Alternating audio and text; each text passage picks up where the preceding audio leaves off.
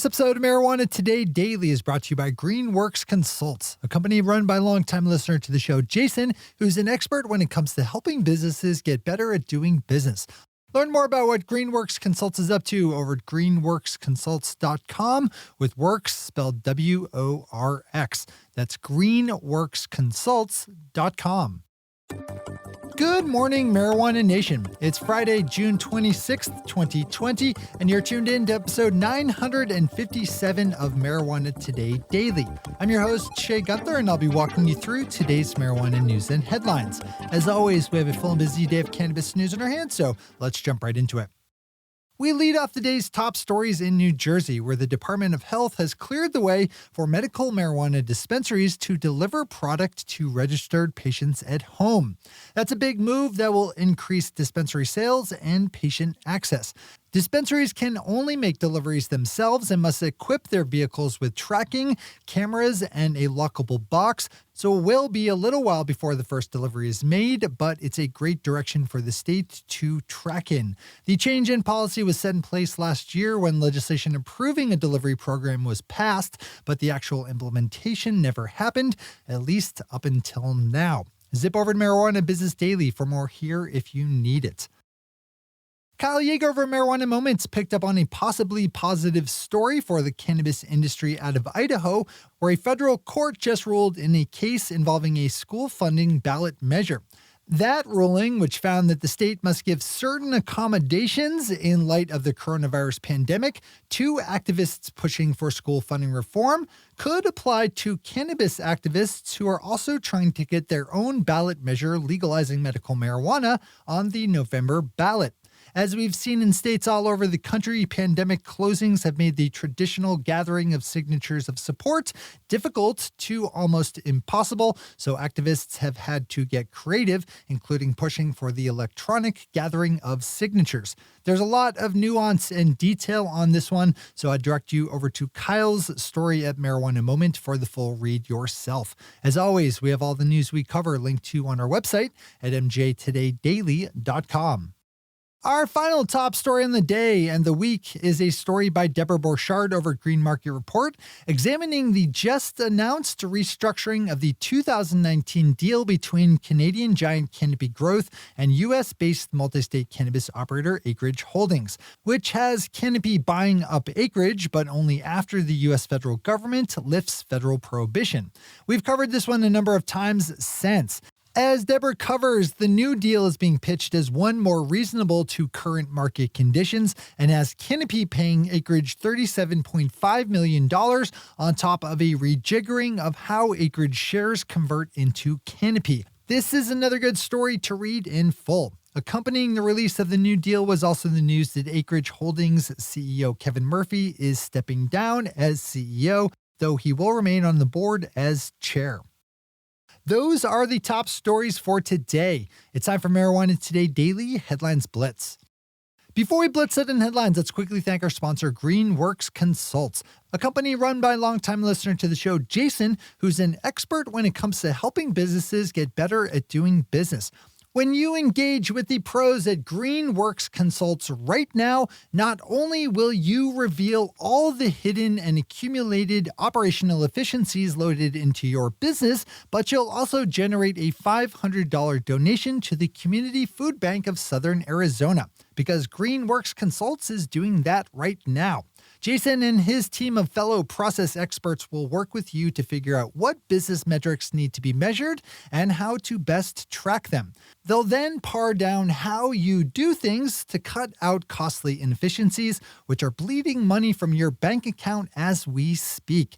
When you slice away one of those hidden costs, the savings are seen each and every month. So it'd be kind of silly not to jump over to greenworksconsults.com today, right now, with works spelled W-O-R-X, to read more about how Jason and his team work the magic they perform. That's greenworksconsults.com.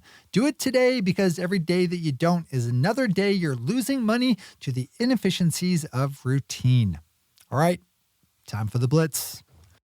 Kyle's back with another story about ballot measures, this time in Washington state, where activists hoping to land a drug decriminalization question on the fall ballot are changing up their tactics away from the ballot process and towards the legislature, hoping to push for new legislation during the next lawmaking session.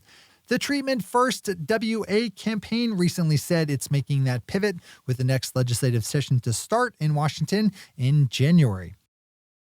On Wednesday, the Los Angeles City Council approved a proposed set of changes that we covered here on the show earlier this week that would, among other things, grant immediate licensing approval to all social equity program participants, as well as allowing applicants the ability to shift their shops anywhere in the city rather than being tied to one location they choose when first licensed. The proposed changes, which you can and should read for yourself if you haven't done so yet, over at Marijuana Business Daily, still require one more approving vote before they go to LA Mayor Eric Garcetti, who is expected to sign.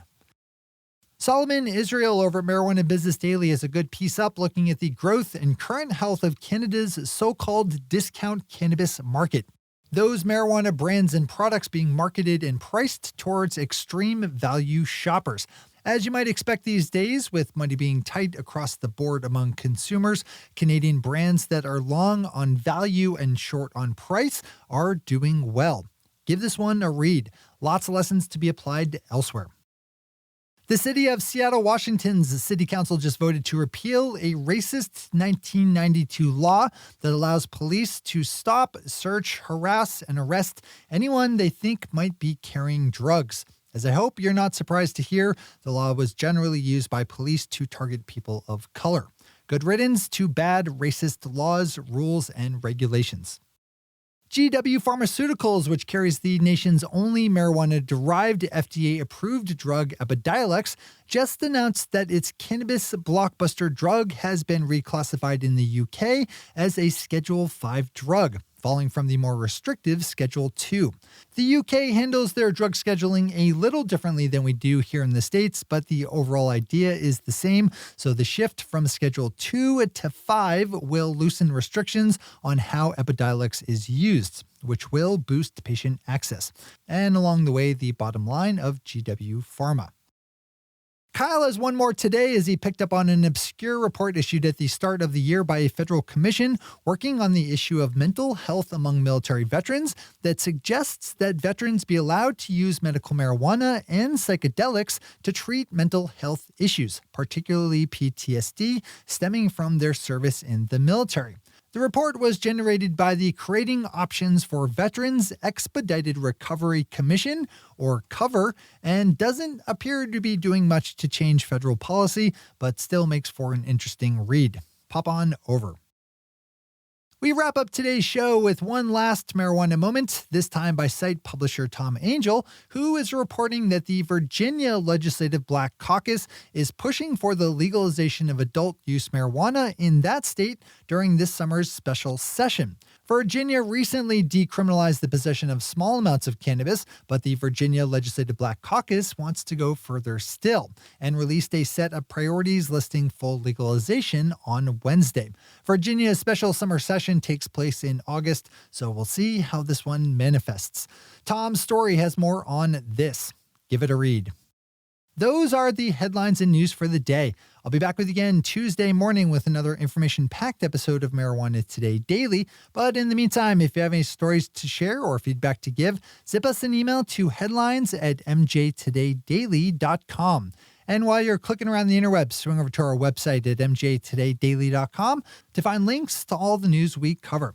Just a quick reminder before we go, we'll be publishing one more show next week, but then we're going to go into our summer break, which is running all of July this year. If you missed yesterday's show, I talk extensively about our summer hiatus, and you're welcome to listen to that for details.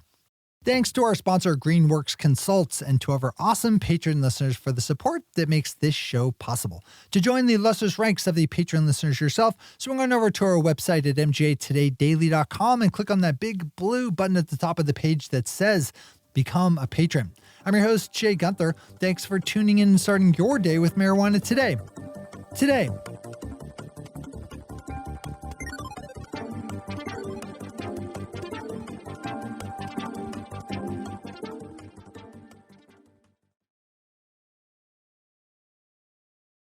One take, Shay. One take.